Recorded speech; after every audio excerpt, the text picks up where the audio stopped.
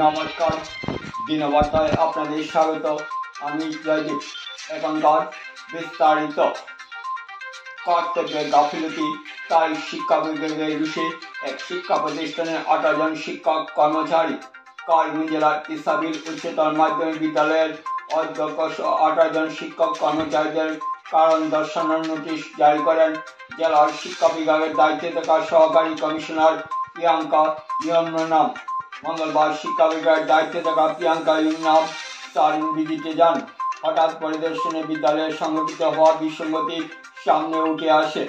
এমনকি যখন তিনি পরিদর্শন করতে যান, এ সময় বিভাগীয় অনুমতি ছাড়া বেশিরভাগ শিক্ষক কর্মচারী ঘর হাজির ছিলেন।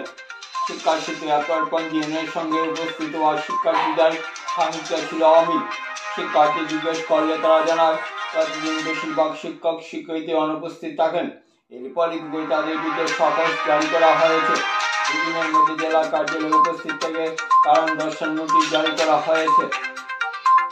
तो आपने जैसे पूछा है रिगार्डिंग आपका इशाबिल हायर सेकेंडरी का शोकेस जो मैंने किया है, तो रिसेंटली जस्ट विजिट किया था। तो आपका उसमें जैसे 3-4 टीचर्स अनऑथराइज एब्सेंट था, अदर देन दैट कुछ एनोमलीज मुझे दिखा है इन स्कूल फंक्शनिंग में। तो इसके लिए तो शोकेस दिया गया है सारे teachers concern including the headmaster and तो उसके लिए जब ये रिप्लाई आएगा अकॉर्डिंगली जो भी एक्शन लेंगे with the concern of DC sir as well as ADC ma'am further उसमें हम लोग जाएंगे। कितने टीचर को आपने शोकेस किया? ऐसा एज सच सारे टीचर्स को किया है, तो ऑल टुगेदर 18 है। उनमें से एक नाइट का आई थिंक अटैच फैकल्टी है फ्रॉम द गवर्नमेंट ओनली, तो वो ऑलरेडी रिप्लाई दे के चला गया है। रिमेनिंग का बाकी है, सो लाइक सारे टीचर्स को भी मैंने दिया है इंक्लूडिंग द हेडमास्टर। উচ্ছ্বাস ও উদ্যমতা অত্যধিক ক্লাব কর্মকর্তাদের মধ্যে, কেননা এবারকার শক্তির আরাধ্যা দেবী কালীমাতা পূজায় ধামাকা। ক্লাব কর্মকর্তাদের অযোধ্যা রাম মন্দির আদলে মণ্ডপ নির্মাণ, রয়েছে চোখ বাঁধানো আলোকসজ্জা। কালকিনির কোন ক্লাবে রয়েছে রাম মন্দির আদলে মণ্ডপ নির্মাণ? রক্তিমব ক্লাব, যা অতি প্রশংসনীয় সবার কাছে। ক্লাব কর্মকর্তা এবারকার কালী পূজার থিম বেছে নিয়েছে রাম মন্দির। যেহেতু অযোধ্যার বহু প্রতীক্ষিত রাম মন্দির নির্মাণ হয়েছে, তাতে অনুপ্রাণিত ক্লাব রক্তিমব রাম মন্দির আদলে মণ্ডপ নির্মাণ করতে যাচ্ছেন। যেহেতু রাম মন্দির আদলে মণ্ডপ নির্মাণ, তাই বাজেট বড় ধরনের হবে, তা স্বাভাবিক। সবার কাছে আকর্ষণীয় হবে বলে আশা করছেন ক্লাবের বেশিরভাগ কর্মকর্তারা।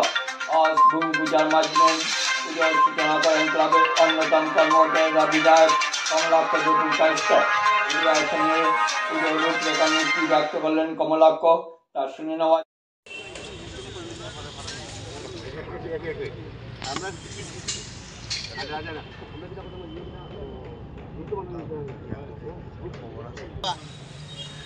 देव वो रास्ता रास्ता ही चली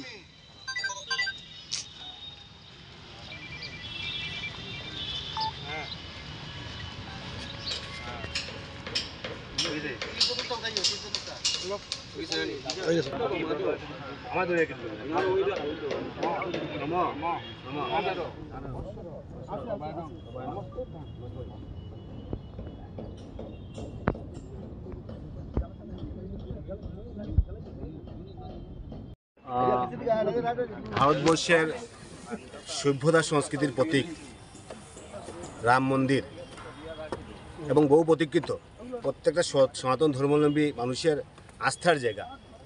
সেই রাম মন্দিরের প্রাণ প্রতিষ্ঠা হলো বিশ্ববাসী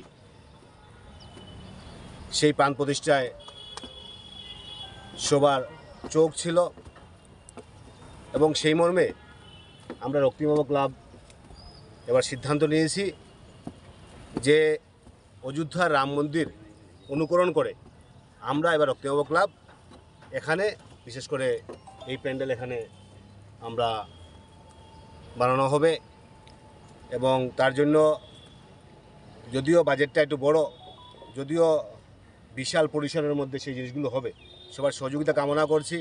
এবং আমি মনে করি রাম মন্দির অযোধ্যায় রাম মন্দির হওয়ার পর বরাকবিলিতে আমরা প্রথম আমরা সেই পুজো আমরা করছি তো বিশেষ করে সবার সহযোগিতা কামনা করছি। সামনের দিন যাতে অনেকে আছেন যে আমরা হয়তোবা রাম মন্দিরে যেতে পারবো না, কিন্তু সবারই যাওয়ার একটা ইচ্ছা, সবাই অযোধ্যায় যেতে চায়, যেটা অন্তত রাম মন্দিরকে, রামের জন্মস্থান, রামের মন্দিরকে গিয়ে দেখে আসি। হয়তো বা অনেকে যেতে পারবেন না, কিন্তু আমরা চেষ্টা করব সেই অযোধ্যার রাম মন্দিরটাকে অনুসরণ করে যাতে এখানে এজ ইট ইজ যাতে মন্দির বানানো যায়, এবং কালী পুজো যেখানে আধ্যাত্মিকভাবে যাতে কালী পুজো হয় সেই দুটা দিক লক্ষ্য রেখে যাতে সুষ্ঠু সুন্দর পরিবেশ থাকে, সবাইকে নিয়ে একটা সুষ্ঠু বাতাবরণ সৃষ্টি করতে পারি রক্তি এবং ক্লাবের সেই প্রচেষ্টা, এবং এবার আমরা সেই সিদ্ধান্ত নিয়েছি। দেখুন, বাজেটের কিছু একটা লিমিটেশন এখনও করতে পারছি না যে আপনাকে বলে দেবো যা না এইটা বাজেট। চলো কাজ চলো, সবার সহযোগিতা নিয়ে, যেহেতু বারোয়ারি পূজা, যেহেতু সবার একটা সহযোগিতা থাকবে, কাজ চলো, দেখা যাক কী হয়। একদম লাস্টলি বলতে পারবো কত টাকা খরচ হবে। তো যেহেতু রাম মন্দিরের নাম নেওয়া হয়েছে, সেখানে তো অন্তত রাম মন্দিরকে অনুসরণ করেই করতে হবে। টাকা লাগুক, সবার সহযোগিতা থাকবে, এবং যেহেতু আমি মনে করি রাম মন্দির তৈরি করার জন্য আমরা যারা সনাতন ধর্মাবলম্বীরা যারা আছি, যারা আমরা পিছনে থাকবো না, নিশ্চয়ই তার সহযোগিতা করবেন।